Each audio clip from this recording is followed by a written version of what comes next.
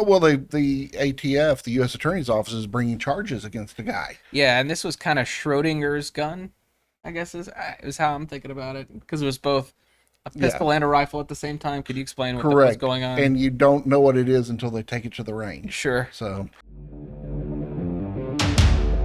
We are the Armed Attorneys. Today we're talking about brace pistols, updates, and a lot of things going on. We've had quite a few developments just in the past week, just even a few days ago. We're going to be going through Mock v. Garland now, Mock v. Bondi, how a DC court is treating braced pistols. Have they backtracked on that a little bit? Maybe, but ultimately, I think it's important, and this is what we're going to talk about, is does the ATF need a final rule for these things? Are braces in danger? But we're going to be covering all that and more. But before we begin, show your support for the Second Amendment by hitting that like button. So, as a little bit of background, we get this question still almost every single day. Hey, I have a braced pistol, right? Is this thing legal? And where does this come from? Well, the ATF had this factoring criterion, stabilizing braces, and they were trying to say, hey, guess what? All these braces are now short-barreled rifles because they were treating effectively these braces as stocks. What's kind of the current state of what's going on in that regard, with regard to that final rule? well, they stayed the rule. District court out of the North District of Texas stayed the rule, and in the ruling, they actually said the final rule violated the APA's procedural requirements because it was arbitrary and capricious, two of my favorite legal words, by the way, and was not a logical outgrowth of the proposed rule. Denies defendants' cross motions for summary judgment, denies plaintiffs' request for permanent injunction, and vacates the final rule. And so basically what they said was that, nobody, we're not going to declare winners, we're just simply vacating this rule. Yeah, and so then we got that back in June the 13th, 2024. And effectively, what did this do? Well, theoretically, it placed us in a time before this final rule on factoring criteria with stabilizing braces. That's theoretically what this thing was going to do. Well, guess what? The Biden administration didn't take this stuff lying down, and they appealed it to the Fifth Circuit Court of Appeals, ultimately challenging the district court, saying, hey, guess what? We don't agree with the district court here. We think this final rule is A-OK. This is good to go. And I think it's worth noting, hey, this wasn't invalidated on Second Amendment grounds. Yeah, it's the APA, the Administrative Procedure Act, which requires certain procedural requirements before a regulation can be changed, can go into effect. And so that was going to be the really the path of least resistance, because it wasn't a detailed constitutional issue. They didn't have to weigh rights. They just had to say, look, we looked at the way you did it, we didn't like the way you did it, and so we're finding it violates the way it was made. Yeah, and courts generally, what they have to do is they have to resolve things on the lowest level possible. So think United States Constitution, tippy top. Well, then we're going to look at United States Code, maybe if there's a statutory implication. And then finally, we'll look at, all right, we've imposed rules on ourselves through the Code of Federal Regulation. If we can resolve an issue at a really low level right there, we don't need to address these higher level issues that might be more all-encompassing across the United States. Hey, we're going to resolve it on this low level. And what the district court said here is, hey, guess what? The rule that you proposed versus the rule that you tried to put into effect, this was a bait and switch, and it wasn't a logical outgrowth. You violated the Administrative Procedures Act. We're going to let this thing go. And so, all right, the Biden administration wants to fight this thing, and the case has been restyled. It's Mock v. Bondi. If you want to check it out, this is case number 2410743. It's in the Fifth Circuit Court of Appeals. We'll throw that up. But since then, obviously Biden administration fighting. Have a new administration, and what do we have kind of a recent order and filing out of this? Garland and Bondi, two completely separate people, two completely separate ideologies, both representing the same office, but this really goes to show how your vote counts. So electing a new administration, very important. They have a new attitude. And basically what they've done is, since this case was already pending, rather than just dismissing their appeal, which some may view as short-sighted or so, they've just simply said, hey, we are requesting the court to abate this matter, which means pause it for until May 15th. Yeah, so and that was just a day or two ago. So this is very, very recent. And what we expected to see from the Department of Justice is them to, and I expect we'll see it very soon, some new filings in this case. They're either going to say, yes, we're going to continue the Biden administration's position and oppose this district court decision vacating the rule, or maybe they say, guess what? We're going to let this thing stand. We're going to voluntarily dismiss our own case. That's the opposite end of the spectrum.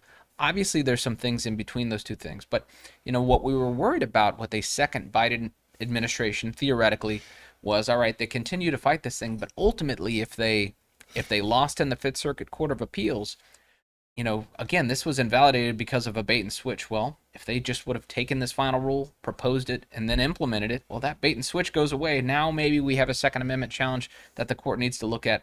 But you see, I think they planned this for the long haul. They intended to drag this out as much as they could. So we're monitoring the Fifth Circuit Court of Appeals. We'll see what they'll do.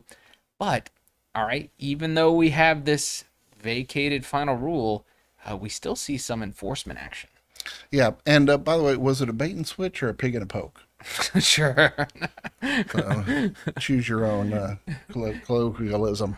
So what was the question? Sure. Well, we got this final rule vacated, law of the land, pistol braces, A-OK, theoretically, but what did we see happen recently in a D.C. district court? Oh, well, the ATF, the U.S. Attorney's Office, is bringing charges against a guy. Yeah, and this was kind of Schrodinger's gun, I guess is how I'm thinking about it, because it was both a pistol and a rifle at the same time. Could you explain what was going on? And you don't know what it is until they take it to the range. Sure. So just like you don't know whether or not Schrodinger's cat is dead until you open the box. Sure. You don't know what it is until you take it to the range. Yeah, so we had a man in D.C. charged with 2 counts, and we have an update for you.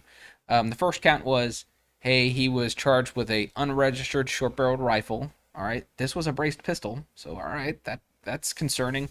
The second count was he failed to register a pistol under DC's law, and so both a pistol unregistered, both an unregistered short barrel.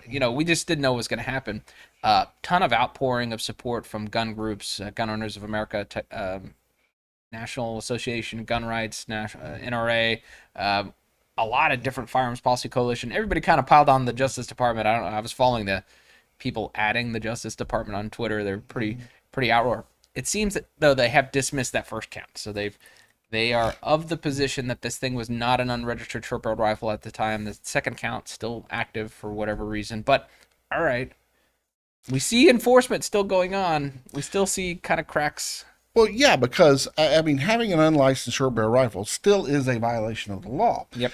And so what we're dealing with here is the rule that's now, that's now been declared, vacated. That rule just said having a pistol with an arm brace is definitionally an SBR. That rule is gone. However, whenever you're accusing, or the Justice Department accuses a person of having an SBR, they still can do that depending upon how they're interpreting it being a stock. And that's a fact issue. And so you can still be charged with having an unregistered SBR if you have a device on the back of your pistol that enables it to be used, and in fact is used as a device to assist in being fired from the shoulder. Yeah, I think it's worth looking at the definition of rifle, because this is a question we get a lot of times, and this is what prompted it, the DC case. Hey, final rule vacated, they're still treating these things as short-barreled rifles, or at least there's some evidence that they're doing this.